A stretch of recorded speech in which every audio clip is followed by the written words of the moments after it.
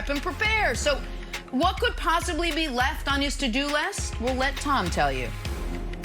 As long as I'm playing, I want to improve and get better. And I think next year is going to be a lot better than this year. You know, I feel like I'll be in a much better place mentally. I'm going to train a lot better this year. Physically, next year I'll be in a better place. So I know as soon as this game ends, we're on the next season. So, you know, we'll get ready for this season and then start thinking about next year. Dude's literally a machine. I like it. Come on. Brandon, could Brady actually be on the verge of back-to-back Super Bowl wins after saying next year he's going to be a lot better mentally? And here's the biggest part, physically. He need to get back to training again.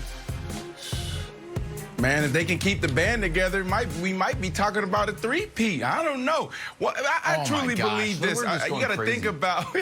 I'm doing a little too much right there. Definitely not a three-peat, but 100% they can go back to back. Everything he talked about was talking about preparation. How do you train? Coming together. They did something phenomenal. This is extremely hard for a quarterback to come in to a new situation with new guys and find themselves in the Super Bowl. So I truly believe it. And it starts with the mentality. He talked about it earlier on this week.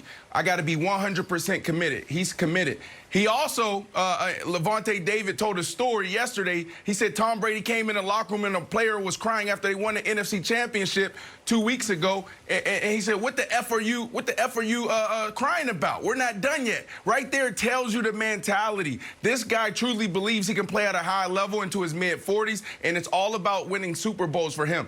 They have the seventh most space when we talk about the cap, Nick, a resident GM, and also they got some key free agents that they can bring back, like Levante David, like Sue. That's going to be a big one. Gronk for the chemistry and continuity. AB, Godwin. There's some guys that they're going to have to make decisions on, but they're capable and they're in a space where they can bring them back.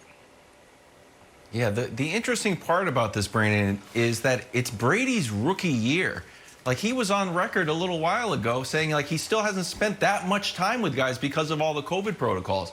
So he'll be more familiar with everybody. He's going to be able to train with hopefully pandemic drops a little bit and we get back to a more normal world. Here's the other thing. Division's kind of weak now. Falcons might be slightly better. McCaffrey will come back. Panthers will be slightly better. I don't think the Saints are going to be that great with Jameis or Taysom Hill. Then they also have to go to the AFC East. You got the Jets, who might have Deshaun Watson and Brandon Marshall lining up there, but you might have to just, beat the Jets.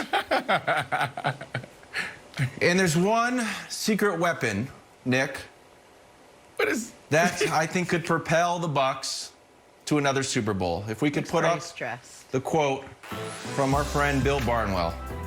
Oh, this is brutal. Edelman unlikely to see the $4 million remaining in the final year of his deal with the New England Patriots, world's best franchise. Thankfully, there's a natural place for him to go. If Godwin leaves Tampa Bay, the idea of Edelman, Hall of Famer, flocking south to take over Tampa's part-time slot receiver almost seems too obvious. It will be the true Patriots of the South, my friend Nicholas. And I will officially have to hand in my Patriots jersey if it's Gronk, Brady, and future Hall of Famer Julian Edelman lining up at Tampa Bay. I could see them having a very successful season. Well, listen, it would obviously make sense for Brady to finish finally pushing Godwin out to bring in Edelman after they've been feuding all year about the jersey. But I don't know, to be totally honest, much of what you or Brandon said before that full screen because, hold on, let me mark it down. I was too busy jotting down our latest obvious bulletin board material. Oh, it's back. We're looking ahead. Oh, after 20 years in New England, we're only talking about the upcoming opponent. Brady's now talking about future seasons. Oh, who cares? Oh, the game's Sunday. Let's not worry about that.